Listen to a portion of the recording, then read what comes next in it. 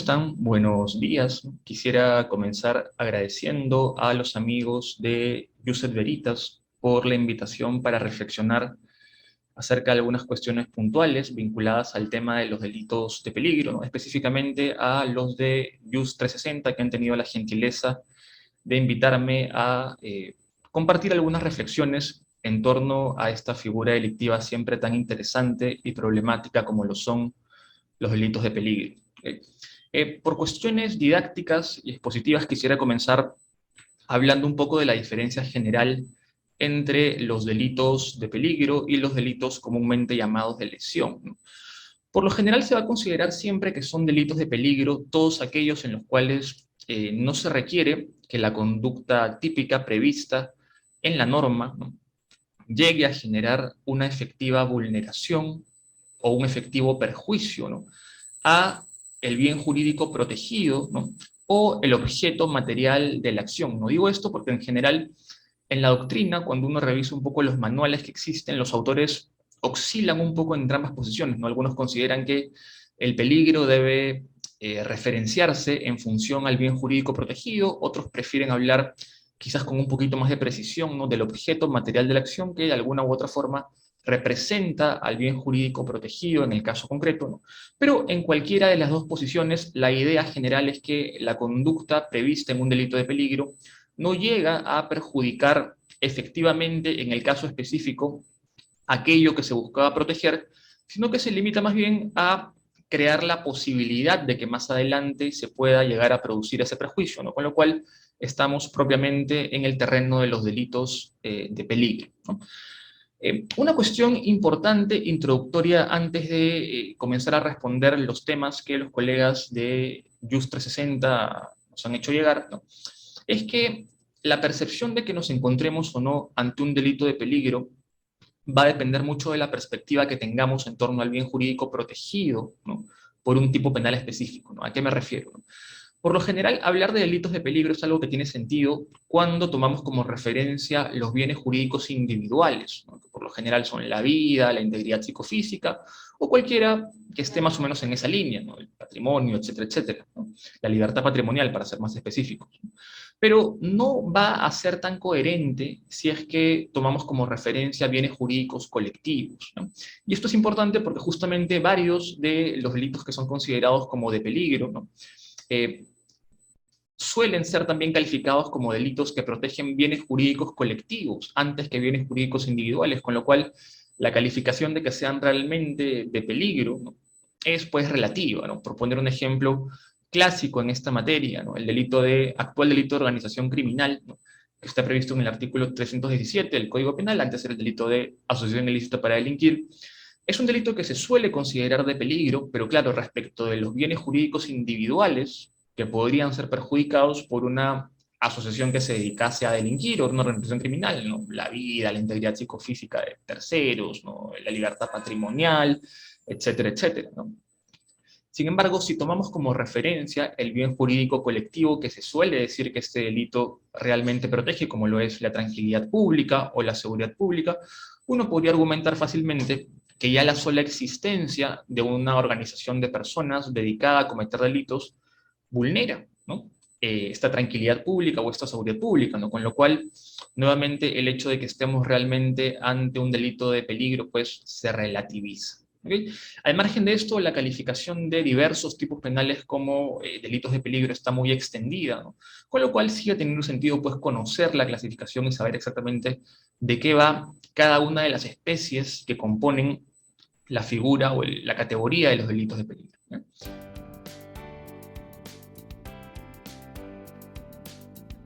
Voy a comenzar hablando de los delitos de peligro abstracto, de los de peligro concreto, ¿no?, y voy a finalizar con los de peligro hipotético, ¿no?, que son un poco, o se intenta que sean un poco, mejor dicho, el punto medio entre ambos extremos, ¿no?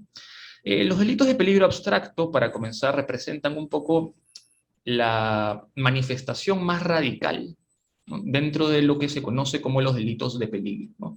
¿Por qué razón? Porque en los delitos de peligro abstracto se va a considerar que la conducta es peligrosa en sí misma, ¿no? La ejecución de la conducta es peligrosa en sí misma, y por lo tanto no resulta necesario que en el caso concreto esa conducta realmente haya representado algún peligro, ¿no? Eficaz, ¿no? Y perceptible en el momento en el que ocurrió la conducta, ¿no? Para el objeto material, el objeto de la acción o el bien jurídico protegido. No va a ser necesario para el juez verificar en el caso concreto, ¿no? Que la conducta específica realmente ocasionó un riesgo real para aquello que se intentaba proteger, ¿no? Porque se considera que las conductas que son consideradas como delitos de peligro abstracto son peligrosas per se, ¿no? De hecho han sido tipificadas y calificadas como delictivas sobre la base de un juicio desde cierto punto de vista estadístico, ¿no? Ex ante, que nos dice que más o menos cada vez que se produce esa conducta existen altas posibilidades de que se termine produciendo alguna lesión a algún bien jurídico individual, ¿no? ¿Cuáles son considerados delitos de peligro abstracto entre nosotros, ¿no? Bueno, la Corte Suprema, por ejemplo, ha insistido mucho en que el delito de tenencia ilegal de armas, del 279 del Código Penal, es un delito de peligro abstracto, ¿no? Se puede citar también el delito de organización criminal del 317, que ya mencioné, ¿no? O el de banda criminal, que está en el 317b, que también ya mencioné y también es considerado un delito de peligro abstracto. El delito de posesión de drogas para el tráfico es considerado también un delito de peligro abstracto por la doctrina, ¿no? El segundo párrafo del 296 del Código Penal es el que lo contiene, el delito de tráfico de influencias, el delito de conducción en estado etílico, ¿no? Entre varios otros, son algunos ejemplos de esta figura delictiva o esta categoría delictiva que podemos encontrar en nuestro ordenamiento, ¿no? Ahora, la pregunta que me plantea en los amigos de IUF 360 es si realmente termina siendo constitucional, ¿no? Presumir el peligro en los casos de delitos de peligro abstracto, ¿no? Y esto porque, como les comentaba hace un instante, en esta figura delictiva no hace falta comprobar que verdaderamente en el caso concreto se produjo un peligro o un riesgo de que se ocasione un perjuicio real, ¿no? A el bien jurídico o el objeto material del delito, ¿no? Sino que de alguna forma se entiende que la sola realización de la conducta ya es peligrosa per se, y esto ciertamente da que pensar en el sentido de si no se estaría presumiendo el peligro ocasionado o que se desprendería de la conducta producida, y eso de alguna forma pues vulnera derechos como la presunción de inocencia, ¿no? Y varios otros, ¿no? Yo creo que esto en buena medida depende mucho de cómo se interpreten los delitos de peligro abstracto, y yo sí considero que bajo determinados parámetros, ¿no? Si no se respetan, mejor dicho, determinados parámetros, se puede caer muy fácilmente en una aplicación inconstitucional de los delitos de peligro abstracto, ¿no? Y esto yo creo que resalta bastante, sobre todo en los casos en los cuales se criminalizan conductas que están muy próximas a ser infracciones administrativas, ¿no? Al punto de que básicamente es muy difícil encontrar una diferencia entre la conducta que está prevista como infracción administrativa y la conducta que está tipificada penalmente, ¿no? Y a pesar de que todos sabemos que por el principio de subsidiariedad se supone que el derecho penal se encarga solamente de lo más grave, ¿no? Las agresiones más importantes a los bienes jurídicos más relevantes, ¿no? Por lo tanto, la conducta que se sanciona penalmente no debería poder coincidir nunca con la que está prevista una infracción administrativa. Siempre debería interpretarse que la conducta penal debe englobar comportamientos que son más graves, ¿no? Entonces, sí puede resultar preocupante, y a mí sí me preocupa, por ejemplo, la interpretación que se hace muchas veces de delitos como el de tenencia ilegal de armas, ¿no? En donde solamente por el hecho de no contar con el permiso para portar el arma, ¿no? A pesar de que el arma de pronto esté guardada en la casa del procesado, no haya sido usada nunca jamás, no haya existido tampoco ninguna circunstancia en donde se podría haber producido el peligro de que la utilice, se considere ya automáticamente que eso es penalmente relevante, ¿no? Yo creo que eso podría ser una infracción administrativa, pero de ahí a considerarlo delito, ¿no? Debería respetarse pues los límites del principio de subsidiariedad, el principio de ultima ratio y el principio de lesividad, ¿no? Eh, sobre este punto, y un poco también para adentrarnos más adelante en la figura de los delitos de peligro hipotético que voy a comentar al final, es importante la sentencia que emitió el Tribunal Constitucional en el expediente 6-2014-PI/TC, ¿ya? que es el caso del delito de comunicación de operaciones sospechosas, ¿no? Yo les recomiendo que revisen estas sentencias si es que tienen curiosidad en el tema. Es del 5 de marzo del 2020, o sea que todavía es relativamente reciente, ¿no? Y es importante porque, de alguna forma, el Tribunal Constitucional se termina pronunciando sobre cuál sería el entendimiento correcto desde una perspectiva, valga la redundancia, constitucional, ¿no?, de estos delitos, ¿no? Y dice una cosa que es interesante con respecto a el modo de entender los delitos de peligro abstracto, ¿no? Eh, si bien no cierra del todo la discusión, creo yo, ayuda a un entendimiento más proporcional, sobre todo, de estos delitos, ¿no?, que son caracterizados como de peligro abstracto, ¿no? ¿Por qué razón?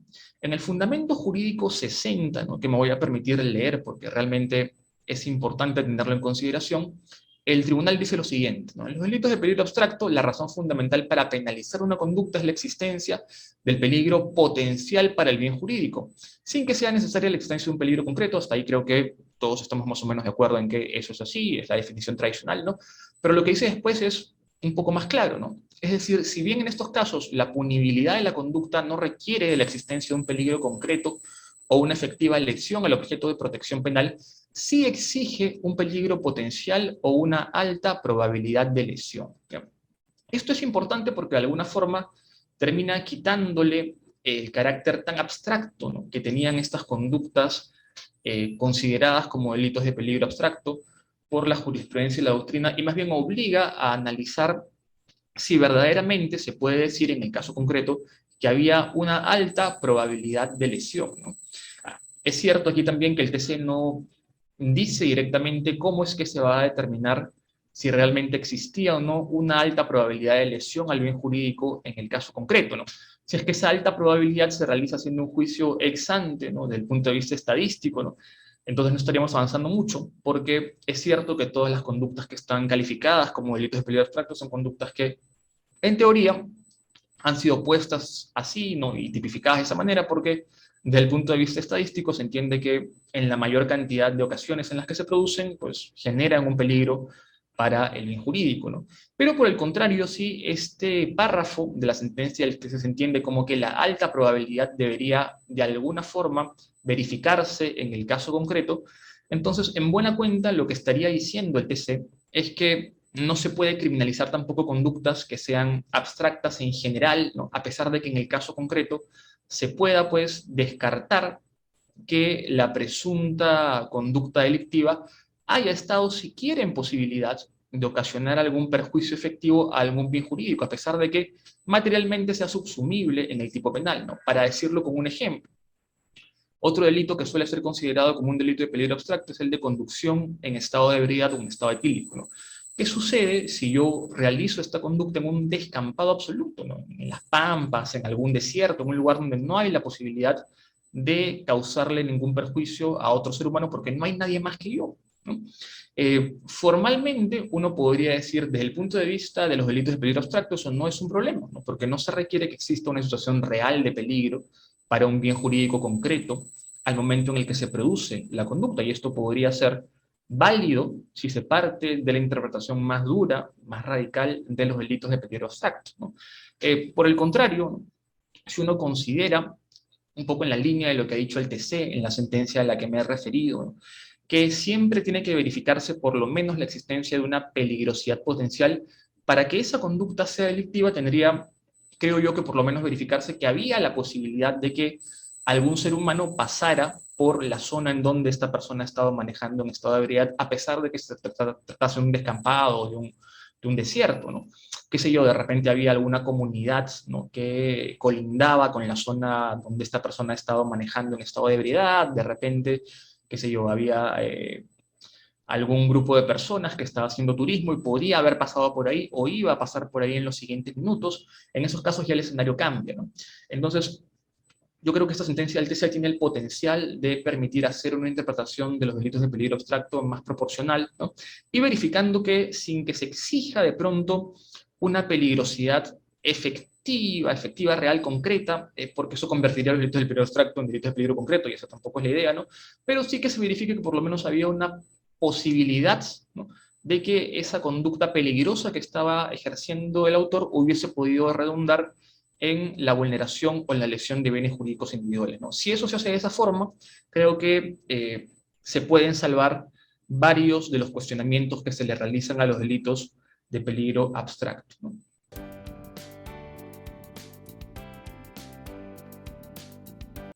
Ahora bien, los delitos de peligro concreto, ¿no?, son delitos que, a diferencia de los de peligro abstracto, sí exigen, ¿no?, una materialización de la situación de peligro real y específica que se desprenda de la conducta ejecutada por el autor, ¿no? Aquí ya no se trata de valorar que esa conducta es peligrosa en la mayoría de los casos y por lo tanto en cualquier escenario en el que se le realice va a ser una conducta punible penalmente, sino que más bien se exige al juez corroborar que la conducta del autor en la práctica, en el caso concreto, verdaderamente puso en peligro el bien jurídico o el objeto material de la acción, en el sentido de que si se hubiese seguido desarrollando, había digamos, una relación de proximidad, ¿no?, frente al momento de la lesión, y es, en este sentido, muy probable, ¿no?, que se hubiese verificado la lesión si es que la conducta se hubiese seguido produciendo o un poco más de tiempo hubiese transcurrido, ¿okay? ¿Cuáles son considerados delitos de peligro concreto entre nosotros? Bueno, hay varios, ¿no? Sería interesante, por cierto, un trabajo de tesis, qué sé yo, un trabajo de investigación que hiciera análisis de cuántos delitos de peligro concreto y abstracto tenemos en nuestro Código Penal, porque una tendencia muy marcada de nuestros tiempos es a criminalizar o a preferir sobre todo el uso de la figura de los delitos de peligro, ¿no?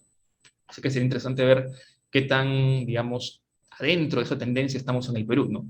Pero bueno, al margen de esto, delitos de peligro concreto tenemos varios, ¿no? Por ejemplo, se consideran como tales el delito de promoción y favorecimiento al tráfico de drogas, que está en el 296, primer párrafo, ¿no? El delito de difamación, ¿no? El delito de fraude en la administración de personas jurídicas, ¿no? Algunas modalidades, formas de delitos de extravasación tributaria, como el de ocultación y falsificación de datos tributarios relevantes, que está en el artículo 2A del DL 813, ¿no? Y por supuesto, mucho más conocidos los delitos contra la fe pública. Todos esos son delitos considerados de peligro concreto, en general, ¿no? Y justamente se diferencian de los de peligro abstracto por lo que ya mencioné, porque sí requieren que en el caso concreto, en la situación concreta, se verifique una posibilidad de lesión al bien jurídico protegido, ¿no?, que se desprenda de la conducta que realmente realizó el autor, ¿no?, y que esto sea verificable y demostrado en el caso ante el juez, ¿no? Ahora bien, entre ambos conceptos nos surge la figura de los delitos de peligro hipotético, ¿ya?, que es una figura muy poco desarrollada en nuestro país, ¿no? Yo no he conocido jurisprudencia que se refiera específicamente a este concepto peruana, ¿no? Sí he visto jurisprudencia del Tribunal Supremo Español, ¿no? De hecho la doctrina española me parece que utiliza con más frecuencia este concepto, pero entre nosotros, por lo menos hasta donde yo conozco, no he visto todavía que la Corte Suprema recurra a esta noción del delito de peligro hipotético, ¿no? Que, sin embargo, es una construcción interesante porque, como decía hace un instante, nace para limitar el alcance de los delitos de peligro abstracto, ¿no? Una de las críticas fundamentales que se hacen a los delitos de peligro abstracto es que eh, terminarías criminalizando circunstancias en las cuales la posibilidad de afectación a bienes jurídicos individuales, ¿no?, está pues totalmente fuera de foco, ¿no?, totalmente fuera del alcance de lo que realmente sucedió, y eso ciertamente podría ser un exceso, ¿no? Entonces, para evitar que esto suceda, incluso, para terminar con la crítica, ¿no?, se solía decir también que yo podía demostrar que en el caso concreto, ante un delito de peligro abstracto, no hubiese sido posible vulnerar ningún bien jurídico individual, ¿no? Sin embargo, ¿no?, como el delito de peligro abstracto no me exige la situación real de peligro como un requisito para la sanción, ¿no?, entonces, de todas maneras hubiese sido posible, ¿no?, sancionar penalmente a esta persona, ¿no? Y eso era algo que la doctrina pues rechazaba, consideraba, creo yo con razón, un exceso, ¿no? Porque si el peligro al bien jurídico individual no tenía ninguna posibilidad de materializarse, ¿no?, y esto se puede demostrar en el caso concreto, ¿qué sentido tiene que usemos el derecho penal en ese caso puntual, ¿no?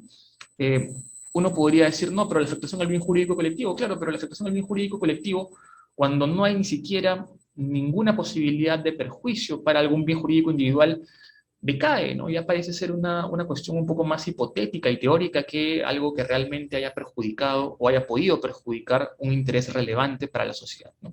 Bueno, para ponerle un poco de coto a el ámbito de los delitos de peligro abstracto, surge la figura de los delitos de peligro hipotético, que intenta ser un poco algo que esté a la mitad entre ambas figuras del peligro concreto y el peligro abstracto, ¿no?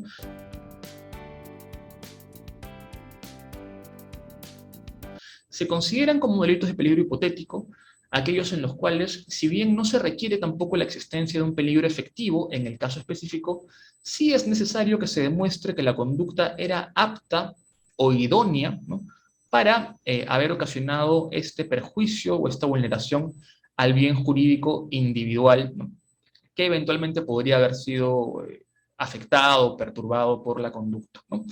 ¿Cuáles son delitos considerados de peligro hipotético en España? No sin cierto debate, por cierto, porque allá también, al igual que aquí, también hay posiciones discordantes, a veces en la Corte Suprema también, o el Tribunal Supremo también varía de posición, pero por lo general se ha considerado en algunos casos el delito de incendio, por ejemplo, que está en el 351 del Código Penal Español, o el de adulteración de alimentos, sustancias y bebidas, que está en el 364, también del Código Penal Español, ¿no?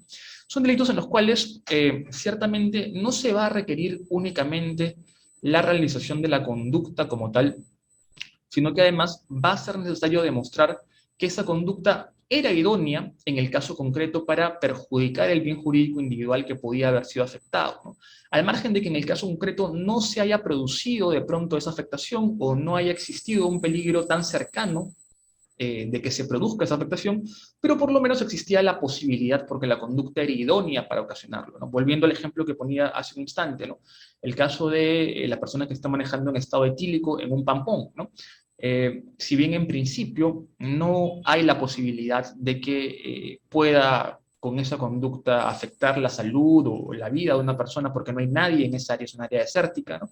Si se pudiese comprobar que no en la misma área, pero en un área próxima, ¿no?, y en camino a esa misma área, había un grupo de personas que estaba caminando hacia allí y que de pronto podían haber sido afectados por esa conducta si es que esto se hubiera seguido produciendo durante más tiempo.